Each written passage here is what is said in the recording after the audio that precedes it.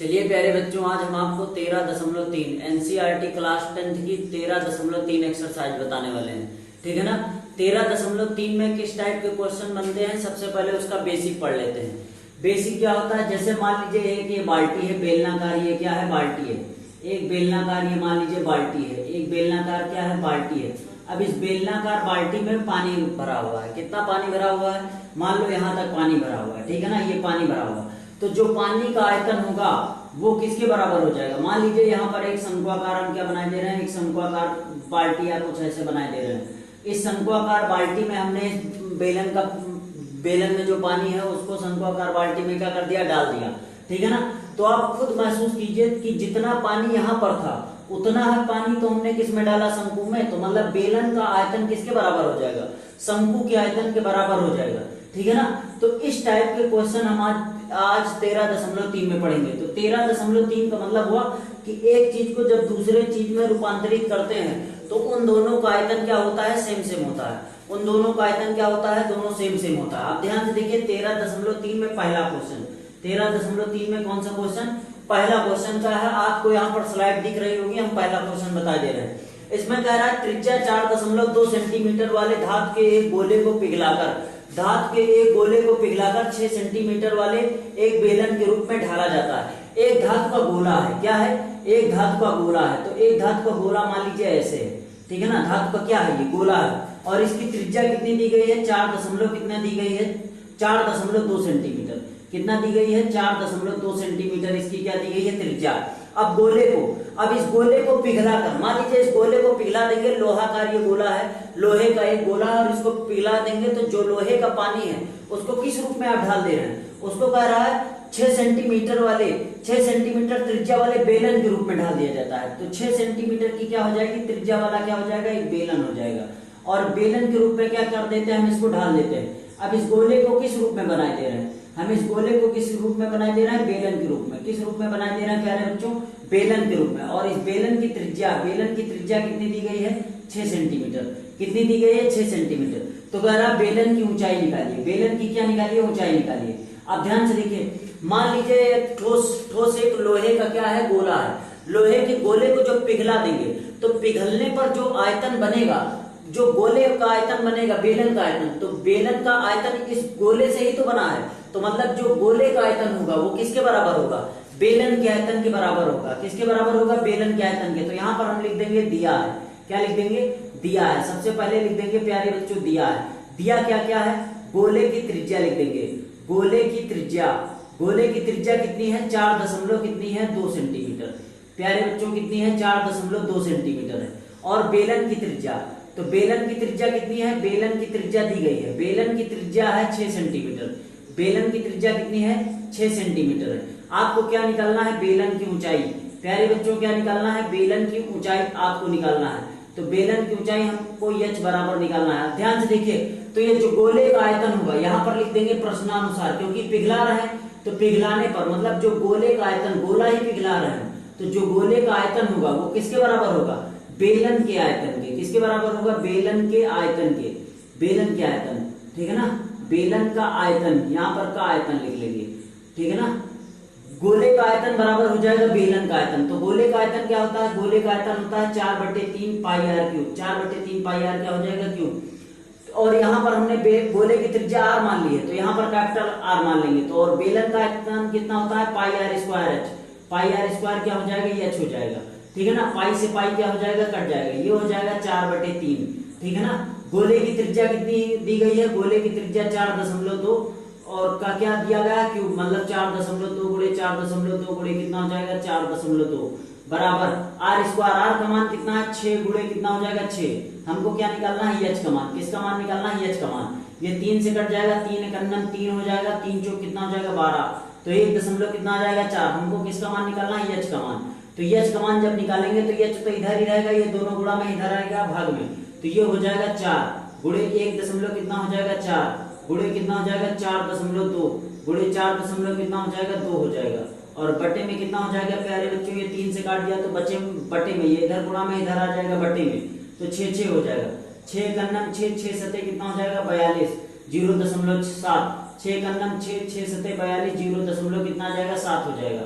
अब ध्यान से देखिए तो क्या हो जाएगा, आगे कैसे हो जाएगा, यहाँ पर 4 चौक 16 के 6 हासिल हो जाएगा 1 और 4 एक अंदर 4 कितना हो जाएगा 5, 14 चौको कितना हो जाएगा 56, 5 दशमलव कितना हो जाएगा 6 और इधर 7 सता कितना हो जाएगा 49। तो 2 अंक पे पॉइंट लगा हुआ है, 0 दशमलव कितना हो जाएगा 49, 0 दशमलव कितना हो जाएगा 49। तो यच का मान कितना हो जाएगा, ध्यान से देखिए यच का मान कितना हो जाएगा, यच का मान इधर हम गुणा कर लेंगे 0.49 में अगर गुणा कराएंगे 5.6 का तो 6 9 कितना हो जाएगा 54 के 4 हासिल कितना आ जाएगा 5 और 6 चौक 24 और 24 5 कितना हो जाएगा 29, कितना हो जाएगा 29, 5 9 कितना हो जाएगा 45 के 5 हासिल कितना आ जाएगा 4 और 5 चौक 20 और 20 में 4 जोड़ेंगे कितना हो जाएगा 24। तो ये हो जाएगा 4, 5 4 कितना हो जाएगा 9, 5 कितना हो जाएगा 14 के 4 हासिल 1 आ जाएगा, 4 2 6 कितना हो जाएगा 7, ये कितना हो जाएगा 2। तो 2 अंक बाद दशमलव इधर है, दशमलव बाद 2 अंक इधर है, 1 अंक इधर है, 3 अंक पे लग जाएगा। तो ये हो जाएगा ऊंचाई कितनी हो जाएगी 2.74, 2.74 सेंटीमीटर, 2.74 सेंटीमीटर। तो यहाँ पर लिख देंगे अतः बेलन की ऊंचाई, अतः बेलन की ऊंचाई, अभी इसको मिटा देंगे, ठीक है ना, यहाँ पर हमने समझाने के लिए केवल मिलाया था। तो यहाँ पर जब इन दोनों का गुणा करा देंगे तो लिख देंगे अतः बेलन की ऊंचाई। तो अतः जो बेलन की ऊंचाई हो जाएगी वो कितनी हो जाएगी, बेलन की ऊंचाई, तो बेलन की ऊंचाई प्यारे बच्चों कितनी हो जाएगी 2.74 सेंटीमीटर होगी, ठीक है ना, 74 सेंटीमीटर, यही आपका क्या हो जाएगा आंसर। तो 13.3 का पहला क्वेश्चन हमने बाई चित्र समझा के एकदम बता दिया है। इसको प्यारे बच्चों आप एक बार देख लीजिए, स्क्रीनशॉट ले लीजिए, फिर हम आपको अगला क्वेश्चन बता रहे हैं।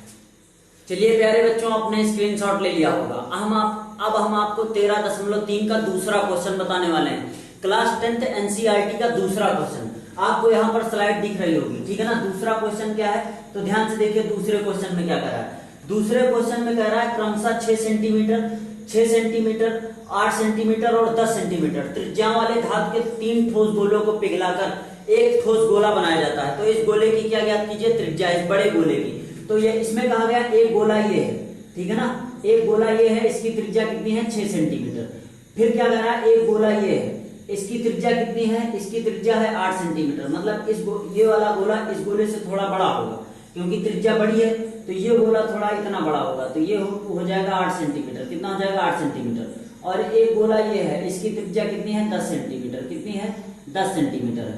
कह रहा है ये गोला, ठीक है ना, ये वाला गोला, ये वाला गोला और ये गोला 6 सेंटीमीटर, 8 सेंटीमीटर और 10 सेंटीमीटर त्रिज्या वाले धातु के 3 ठोस गोलों को, मतलब 3 लोहे के गोले हैं, जब इनको पिघलाकर एक ही गोला बना दिया जाता है, एक बड़ा गोला। तो मतलब जब इसको और इसको तीनों को जोड़ के एक क्या बना देते हैं हम, एक बड़ा गोला बनाए दे रहे हैं। यहाँ पर कितना बड़ा, ये इतना बड़ा गोला बनाए दे रहा है। तो कह रहा है इस बड़े गोले की क्या निकालना है, त्रिज्या।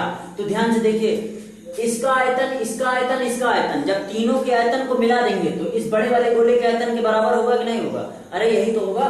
तो यहाँ पर लिख देंगे। अब लिखेंगे कैसे, माना, अब मानना क्या है, यहाँ पर लिख देंगे पहले गोले की त्रिज्या, पहले गोले की त्रिज्या यहाँ पर दी गई है। पहले गोले की त्रिज्या कितनी है, पहले गोले की त्रिज्या प्यारे बच्चों कितनी है 6 सेंटीमीटर, कितनी है 6 सेंटीमीटर, ये आपको दी गई है। अब यहाँ पर लिख देंगे दूसरे गोले की त्रिज्या, दूसरे की त्रिज्या, दूसरे की त्रिज्या आप गोला लिख लेना। दूसरे गोले की त्रिज्या कितनी है 8 सेंटीमीटर, कितनी है 8 सेंटीमीटर। और तीसरे की त्रिज्या, तीसरे की कितनी है, तीसरे की हो जाएगी, तीसरे को R3 मान लेंगे, तो R3 बराबर कितना हो जाएगा 10 सेंटीमीटर, कितना हो जाएगा 10 सेंटीमीटर। अब ध्यान से देखिए पहले गोले का जो आयतन होगा, पहले गोले का आयतन, मतलब यहाँ पर लिख लेंगे फर्स्ट गोले का आयतन, किसका लिख देंगे फर्स्ट गोले का आयतन, मतलब फर्स्ट गोले का आयतन, जो फर्स्ट गोले का क्या हो जाएगा आयतन हो जाएगा, फर्स्ट गोले का आयतन, फर्स्ट गोले का आयतन प्लस सेकंड गोले का आयतन, सेकंड गोले का आयतन, सेकंड गोले का आयतन, सेकंड गोले का आयतन प्लस कितना हो जाएगा थर्ड गोले का आयतन, थर्ड गोले का आयतन, थर्ड गोले का आयतन, ये जो बराबर होगा ये किसके हो जाएगा, इस बड़े वाले गोले के आयतन के बराबर हो जाएगा। तो बड़े वाले गोला को हम क्या मान लेंगे, इस बड़े वाले गोले के आयतन की क्या हो जाएगा बराबर हो जाएगा, ठीक है ना। और बड़े वाले गोले का आयतन क्या हो जाएगा, यहाँ पर लिख देंगे बगल में, तो बड़ा वाला गोला मान लेंगे हम बड़े वाले गोले का आयतन, बड़े गोले का आयतन,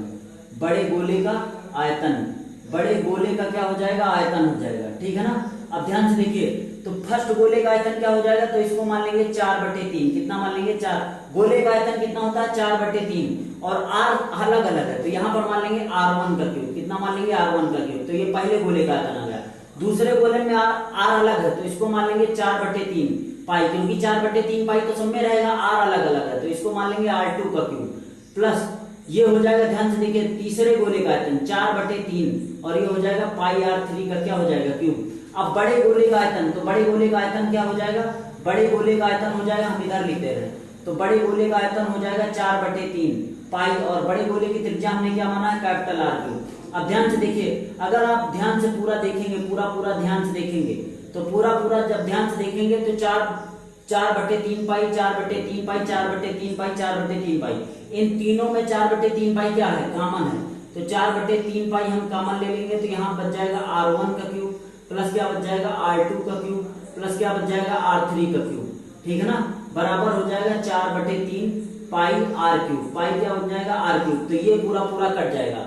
अब ये r1 का क्यूब, r1 का मान कितना दिया गया है 6, और 6 का क्यूब करेंगे तो 6 6 36 और 36 छक्का कितना होता है 216 प्लस r2 मतलब 8 का क्यूब, 8 का क्यूब करेंगे कितना हो जाएगा 512, कितना हो जाएगा 512, और 10 का क्यूब करेंगे कितना हो जाएगा 1000, कितना हो जाएगा 1000, तो ये आ जाएगा r क्यूब। आपको बड़े गोले की त्रिज्या निकालनी थी, ठीक है ना, जब सबको जोड़ लेंगे तो कितना हो जाएगा 5 2 7, ठीक है ना, 1000 में जोड़ लेंगे तो 0 में 2 जोड़ेंगे, 0 में 6 6 2 कितना हो जाएगा 8, ठीक है ना, 0 में 1 जोड़ेंगे, 0 में कितना हो जाएगा 7, और यहाँ पर हो जाएगा 5 कितना हो जाएगा 6, और 6 2 कितना हो जाएगा 8 हो जाएगा, 6 2 कितना हो जाएगा प्यारे बच्चों 8 हो जाएगा। ध्यान से देखिए, 0 में कितना जोड़ेंगे 5 और 5 2 कितना हो जाएगा 7 हो जाएगा, तो ये हो जाएगा 7 हो जाएगा, आपका कितना हो जाएगा 7, और ये बच जाएगा 1, तो ये कितना हो जाएगा 17 78, 0 में 2 जोड़ेंगे और 2 कितना हो जाएगा, ध्यान से देखिए इधर हम जोड़े दे रहे हैं, 1000 में हमको जोड़ना है 512 और कितना जोड़ना है 216,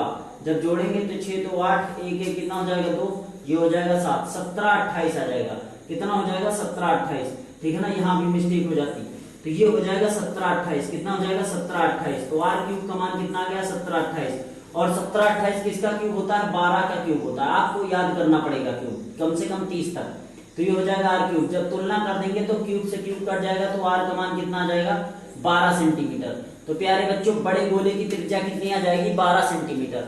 13.3 में बड़े गोले की त्रिज्या क्या आ जाएगी 12 सेंटीमीटर, और यही आपसे पूछा गया था, यहाँ आपको क्वेश्चन की स्लाइड दिख रही होगी, ठीक है ना प्यारे बच्चों। तो इसका आप एक बार स्क्रीनशॉट ले लीजिए और कायदे से समझ लीजिए इसको। चलिए प्यारे बच्चों, आपने स्क्रीनशॉट ले लिया होगा। अब 13.3 का हम आपको तीसरा क्वेश्चन बताने वाले हैं, तो ध्यान से देखिए कौन सा क्वेश्चन बताने वाले हैं, तीसरा क्वेश्चन। तो तीसरा क्वेश्चन क्या है, ध्यान से देखिए 13.3 का तीसरा क्वेश्चन क्या है। अब तीसरा क्वेश्चन में कह रहा है, यहाँ पर आपको क्वेश्चन की स्लाइड दिख रही होगी बगल में। तो तीसरे क्वेश्चन में क्या है, तीसरे क्वेश्चन में कह रहा है व्यास 7 सेंटीमीटर वाला और 20 मीटर एक गहरा कुआं खोदा जाता है। तो व्यास कितना है, व्यास मान लीजिए ये गहरा कुआं है, क्या है, एक गहरा कुआं है, ठीक है ना, तो इसको हम मान लेंगे गहरा कुआं।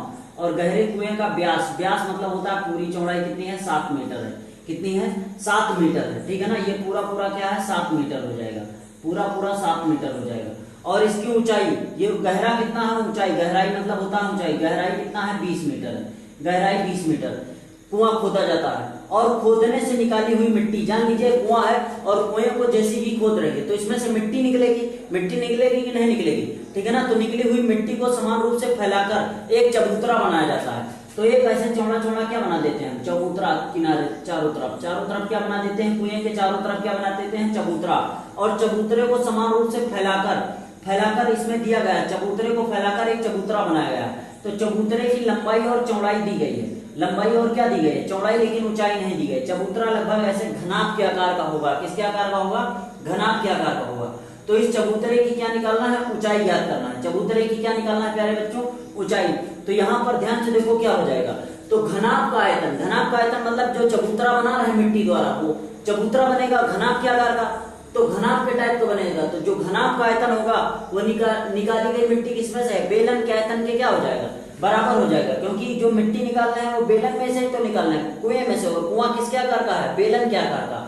तो कुएं द्वारा जो निकाली गई मिट्टी है उसी से तो चबूतरा बनाया गया है। तो जो मिट्टी का आयतन होगा वो चबूतरे के आयतन के बराबर होगा, और मिट्टी कहां से निकालना है, बेलन से।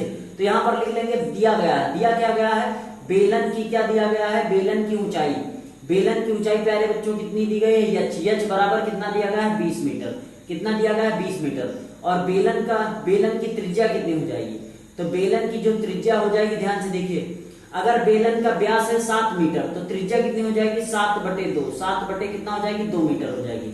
अब आपको दिया गया है यहाँ पर घनाभ का क्या दिया गया है, घनाभ की लंबाई गुणे क्या दी गई है, चौड़ाई। तो घनाभ की लंबाई गुणे चौड़ाई दी गई है। घनाभ की लंबाई गुणे चौड़ाई कितना दी गई है, 22 गुणे कितना, 22 मीटर गुणे कितना दिया गया है, 14 मीटर, ये आपको दिया गया है। तो आपको क्या निकालना है, चबूतरे, घनाभ का दिया गया, घनाभ की लंबाई मतलब चबूतरे की लंबाई और चौड़ाई दी गई है। तो यहाँ पर चाहे घनाभ लिखे चाहे चबूतरे की लंबाई चौड़ाई दी गई है। तो चबूतरे की क्या निकालना है, ऊंचाई। तो यहाँ मान लेंगे, माना चबूतरे की ऊंचाई, माना चबूतरे की ऊंचाई हमने कितना मान लिया, बराबर हो जाएगा कैपिटल H मीटर। ठीक है ना, ये आपको निकालना है। तो ध्यान से देखिए, यहां पर लिख देंगे चबूतरे का आयतन। चबूतरा किसके आकार का है, चबूतरा किसके आकार का है, घनाभ के आकार का। तो यहाँ पर चबूतरा लिख देंगे और ब्रैकेट में लिख देंगे घनाभ। क्या लिख देंगे, घनाभ। ठीक है ना, आप जानते रहना ये घनाभ है। चबूतरा किसके आकार का है, घनाभ के आकार का।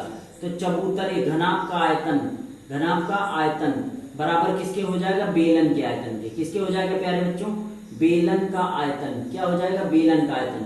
और चबूतरे का आयतन क्या होता है, घनाभ का आयतन क्या होता है, लंबाई गुणे चौड़ाई गुणे क्या होता है, ऊंचाई, बराबर बेलन का आयतन क्या हो जाएगा, pi r square H. Pi r square क्या हो जाएगा, एच। तो आर स्क्वायर कितना हो जाएगा, एच। अब ध्यान से देखिए, लंबाई गुणे चौड़ाई आपको दी गई है, 22 गुणे कितना दी गई है, 14। 22 गुणे 14। और यहाँ पर चबूतरे की ऊंचाई आपको निकालना है। पाई का मान 22 बटे क्या हो जाएगा, 7 हो जाएगा। आर स्क्वायर मतलब बेलन की त्रिज्या कितनी है, 7/2 गुणे कितना हो जाएगा, 7/2। ठीक है ना, ऊंचाई आपकी बेलन की ऊंचाई कितनी दी गई है, 20 मीटर। तो 7 से 7 कट जाएगा। ठीक है ना, 7 से 7 कट जाएगा, 2 एकन्नम 2 और 2 दहम कितना हो जाएगा, 20। 2 एकन्नम 2, 2 गिरहमा कितना हो जाएगा, 22। तो यहाँ पर यच का मान निकालना है। तो यच बराबर कितना हो जाएगा, 11 और गुणे में क्या हो जाएगा, 7 और गुणे में क्या हो जाएगा, 10। गुणे में कितना हो जाएगा, 10 और बटे में, ये इधर गुणा में है तो इधर आएगा बटे में। तो ये हो जाएगा 22 गुणे कितना हो जाएगा, 14। 7 एकन्नम कितना हो जाएगा, 7। 7 दूनी कितना हो जाएगा, 14। 2 एकन्नम 2, 2 पंचे कितना हो जाएगा, 10। ठीक है ना, 11 एकन्नम कितना हो जाएगा, 11। 11 दूना कितना हो जाएगा, 22। तो यहाँ पर बचा क्या, यहाँ पर 5 एकन्नम कितना हो जाएगा, 5 और बटे में 2 एकन्नम कितना हो जाएगा, 2। तो 5/2 और 5/2 को जब 2 से भाग करेंगे तो 2 दूनी 4 हो जाएगा, 2 पंचे 10 हो जाएगा। तो यहाँ पर यच का मान कितना आ जाएगा, 2.5 मीटर। 2 कितना आ जाएगा, 5 मीटर आ जाएगा। तो यहाँ पर अतः चबूतरे का आयतन, अतः चबूतरे की ऊंचाई। तो चबूतरे की ऊंचाई कितनी हो जाएगी प्यारे बच्चों, चबूतरे की ऊंचाई बराबर हो जाएगी 2.5 मीटर हो जाएगी। और यही आपका क्या हो जाएगा, आंसर हो जाएगा। यही आपका क्या हो जाएगा, आंसर हो जाएगा। तो 13.3 के हमने कितने क्वेश्चन बता दिए हैं, 3 क्वेश्चन। 13.3 के हमने 3 क्वेश्चन बता दिए। आप इसका एक बार स्क्रीनशॉट ले लीजिए, उसके बाद में हम आपको चौथा क्वेश्चन बताने वाले हैं। चलिए प्यारे बच्चों, हम आपको चौथा क्वेश्चन बताने वाले हैं। आपने स्क्रीनशॉट ले लिया होगा। अब ध्यान से देखिए चौथा क्वेश्चन क्या है। चौथे क्वेश्चन का आपको स्क्रीन यहाँ पर स्लाइड दिख रही होगी। चौथे क्वेश्चन में क्या कह रहा है, चौथे क्वेश्चन में कह रहा है व्यास 3 मीटर एक कुआं, व्यास जो है 3 मीटर का एक कुआं और 14 मीटर की गहराई तक खोदा जाता है। तो ये आपका क्या हो जाएगा, व्यास का क्या हो जाएगा, कुआं। और व्यास कितना है, 3 मीटर। व्यास कितना है, 3 मीटर। तो 3 मीटर का क्या हो जाएगा व्यास, और ये गहराई कितनी है इसकी, 14 मीटर। 14 मीटर गहराई तक क्या किया जाता है, ये खोदा जाता है। तो 14 मीटर गहराई तक हम किसको क्या कर देते हैं, खोद देते हैं। इस कुएं को 14 मीटर गहराई तक क्या कर देते हैं, खोद देते हैं। अब ध्यान से देखिए, 14 मीटर गहराई तक क्या कर देते हैं, इसको हम खोद देते हैं। तो आगे ध्यान से देखिए, क्या ये बन जाएगा आपका चौड़ाई हो जाएगा। ठीक है ना, ये पूरा क्या हो जाएगा, ऊंचाई हो जाएगा प्यारे बच्चों, क्या हो जाएगा, ऊंचाई।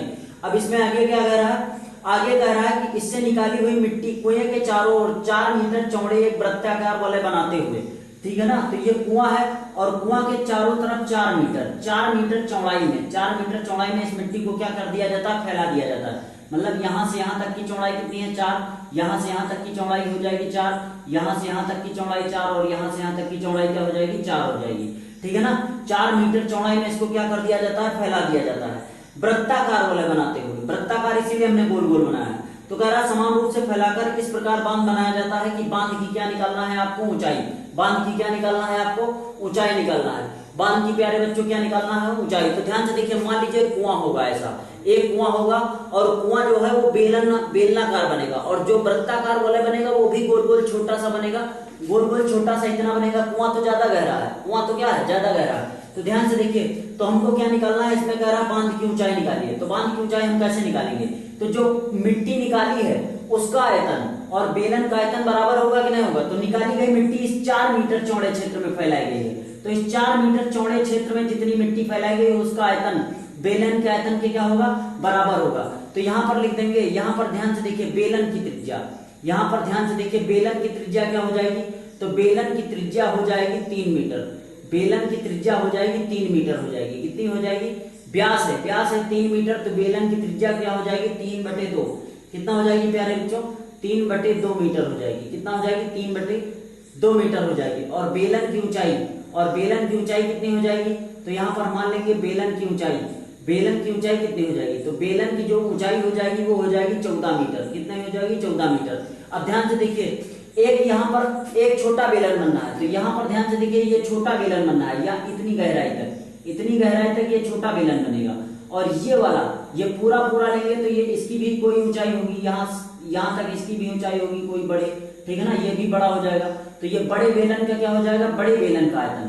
बड़े बेलन के आयतन में से अगर इतने का आयतन, इस छोटे बेलन का आयतन को हम क्या कर दें, घटा दें, तो ये 4 मीटर क्षेत्र में जो फैली मिट्टी है उसका ही तो आयतन निकलेगा।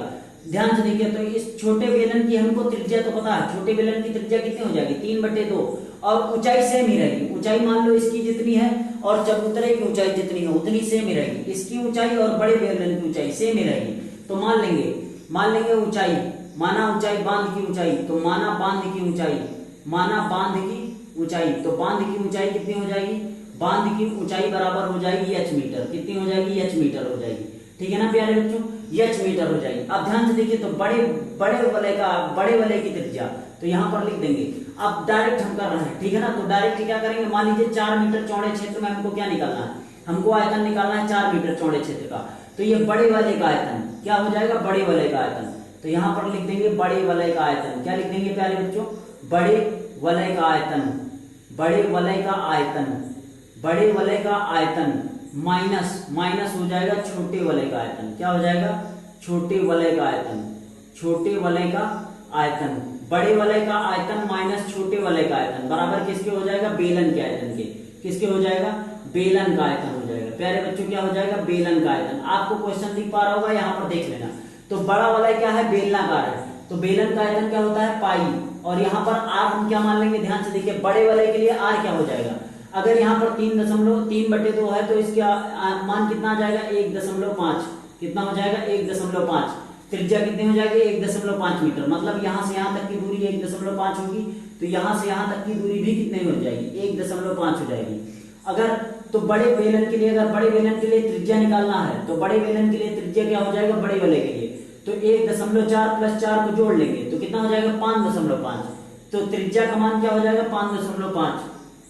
तो यहाँ हो जाएगा, इसको मान लेंगे R1, इसको मान लेंगे पाई R1 का स्क्वायर। कितना हो जाएगा, इंटू h हो जाएगा, माइनस छोटे वलय का आयतन। छोटे वलय के लिए त्रिज्या क्या हो जाएगी, त्रिज्या 1.5 होगी, और पाई का मान भी सेम रहेगा, तो इसको R2 मान लेंगे, तो R2 का स्क्वायर, और h सेम ही रहेगा, तो कैपिटल H यहाँ भी है, यहाँ भी है, बराबर बेलन का आयतन क्या हो जाएगा, बेलन का आयतन होता है पाई r² h। तो इस r को हम क्या मान लेंगे, सिंपल r मान लेंगे, r², और इसको मान लेंगे स्मॉल h। ठीक है ना। अब ध्यान से देखिए, पाई यहाँ भी है, पाई यहाँ भी है, पाई यहाँ भी है, पाई से पाई कट गया पूरा, R1 का स्क्वायर। तो बड़ी वलय के लिए त्रिज्या कितनी हो जाएगी, त्रिज्या ध्यान से देखिए 1.5 प्लस इस 4 को 1.5, तो यहाँ तक पहले से त्रिज्या थी, ये 4 मीटर चौड़ाई थी, तो ये पूरा आयतन पूरा त्रिज्या हो जाएगी। दोनों को जोड़ देंगे तो 5 कितना जाएगा, 5। तो यहाँ से हो जाएगा 5.5 का होल स्क्वायर इंटू, ध्यान से देखिए h कॉमन है, ठीक है ना, h कॉमन है, तो h हम यहाँ भी h है, यहाँ भी h है, तो h हम कॉमन ले लेंगे, तो 5.5 का स्क्वायर माइनस R2 का स्क्वायर। R2 का स्क्वायर क्या है, 1.5, तो 1.5 का क्या कर देंगे, होल स्क्वायर, 1.5 का होल स्क्वायर बराबर हो जाएगा। अब ये r का मान कितना है, 3/2, 3 बटे कितना है, 3/2, तो 3/2 का स्क्वायर करेंगे, 3/2 का स्क्वायर मतलब हुआ 1.5 का स्क्वायर, 1.5 स्क्वायर इंटू h का मान कितना है, एच का मान कितना है 14, एच का मान कितना है प्यारे बच्चों 14 है। अब हमको किसका मान निकालना है एच का मान, किसका मान निकालना है एच का मान। अब 55 का स्क्वायर करेंगे तो 55 का स्क्वायर क्या हो जाएगा 55 का स्क्वायर, तो यहाँ पर 55 का स्क्वायर कर देंगे मतलब 5.5 का स्क्वायर, 50 25 50 25 दो कितना हो जाएगा 27, फिर करेंगे तो ये हो जाएगा 5 7 2, ठीक है ना, तो ये हो जाएगा 7 5 12 के 2 हासिल आए 1, 7 दोनों 10 के 0 हासिल आए 1 2 1 कितना हो जाएगा 3, तो 30 कितना हो जाएगा 30 25 और 2 अंक पे पॉइंट लग जाएगा 30 दशमलव कितना हो जाएगा 30.25, 30 दशमलव कितना हो जाएगा 25 और 1.5 का स्क्वायर मतलब 15 का स्क्वायर कितना होता है 225 होता है और 2 अंक पे पॉइंट लगा देंगे तो 2 दशमलव कितना हो जाएगा 25 बराबर ये भी हो जाएगा 1.5 गुणे कितना हो जाएगा 1.5 और गुणे में कितना हो जाएगा 14। अब ध्यान से देखिए हमको एच निकालना है तो 30.25 में से क्या घटा देंगे 2.25 घटा देंगे तो ये हो जाएगा 0, ये हो जाएगा 0, 30 में से 2 जाएगा कितना बच जाएगा 28, तो सीधा सीधा क्या बच जाएगा प्यारे बच्चों 28 यहाँ पर बच जाएगा। तो 30.25 में से अगर 2.5 घटा देंगे तो ये हो जाएगा 28 बराबर कितना हो जाएगा 1.5 गुणे 1.5 और गुणे में कितना हो जाएगा 14, तो यहाँ से एच का मान कितना हो जाएगा 1.5 गुणे 1.5 और गुणे में कितना हो जाएगा 14 बटे में कितना हो जाएगा 28, ठीक है ना, तो 14 का 14 दूना कितना हो जाएगा 28। तो यहाँ से ध्यान से देखिए अब यहाँ से दशमलव काटेंगे तो 1 0 बढ़ जाएगा, यहाँ से दशमलव काटेंगे 1 0 और बढ़ जाएगा तो ये हो जाएगा 15 गुणे कितना हो जाएगा 15 और बटे में कितना हो जाएगा 100 और गुणे में कितना हो जाएगा 2, ठीक है ना। अब ध्यान से देखिए जब इसको काट देंगे तो ये हो जाएगा 5 3 कितना हो जाएगा 15 और 5 दूनी कितना हो जाएगा 10, अभी भी कट जाएगा 5 3 कितना हो जाएगा 15, 5 4 कितना हो जाएगा 20, तो 3 3 का कितना हो जाएगा 9 और 4 दूनी कितना हो जाएगा 8, तो 9 बटे कितना आ गया 8। अब 8 को 9 से भाग करेंगे, 8 को 9 से भाग करेंगे तो यहाँ 8 को 9 से हम भाग करके दिखाई दे रहे हैं तो 8 का नम कितना हो जाएगा 8 और यहाँ पर कितना आ जाएगा 1 दशमलव लगा देंगे 0 बढ़ा देंगे 8 का नम कितना हो जाएगा 8, फिर कितना आ जाएगा 2, तो 8 दूनी कितना हो जाएगा 16 और 8 5 कितना हो जाएगा 40, तो एच का मान आ जाएगा 1.125 और क्या हो जाएगा मीटर है तो मीटर लिख देंगे, ठीक है ना। तो ऊंचाई कितनी हो जाएगी प्यारे बच्चों ऊंचाई, तो यहाँ पर पूछा गया था बांध की ऊंचाई, तो बांध की ऊंचाई कितनी हो जाएगी 1.125, तो बांध की ऊंचाई कितनी आ जाएगी 1.125 हो जाएगी प्यारे बच्चों, कितनी आ जाएगी बांध की ऊंचाई 1.125 हो जाएगी, तो ये बांध की क्या आ जाएगी ऊंचाई हो जाएगी, ठीक है ना। आपको ये पूरा क्वेश्चन समझ में आ गया होगा, इसको हम एक बार फिर से बता दे रहे हैं। जैसे आपको नहीं समझ में आया तो यहाँ पर क्या निकालना था बांध, एक बेलन है और बेलन के चारों तरफ क्या है वृत्ताकार वलय बना है, तो एक छोटा वलय ये है एक बड़ा वलय ये है, छोटा वलय ये है बड़ा वलय ये है और 4 मीटर, ये 4 मीटर चारों तरफ क्या फैलाया गया है मिट्टी, जब 4 मीटर चारों तरफ मिट्टी फैलाया गया तो 4 मीटर में जो मिट्टी फैलाया गया उसका आयतन इस बेलन से निकाली गई मिट्टी के आयतन के बराबर होगा कि नहीं होगा। तो 4 मीटर में मिट्टी का आयतन हम कैसे निकालेंगे, जब बड़े वलय में से इस छोटे वलय को घटा देंगे तभी तो 4 मीटर चौड़ी क्षेत्र में मिट्टी का आयतन निकलेगा, तो इसीलिए यहाँ से हमने घटा दिया और ये आपका पूरा आंसर आ गया, ठीक है ना। तो एच का मान आ जाएगा 1.125। तो प्यारे बच्चों इसका आप एक बार स्क्रीनशॉट ले लीजिए, आपने स्क्रीनशॉट ले लिया होगा, ठीक है ना। तो आज के लिए इतना ही रखते हैं, 13.3 के हमने 4 क्वेश्चन बता दिए, 9 क्वेश्चन है टोटल। अगली नेक्स्ट वीडियो में 5 क्वेश्चन हम बता देंगे।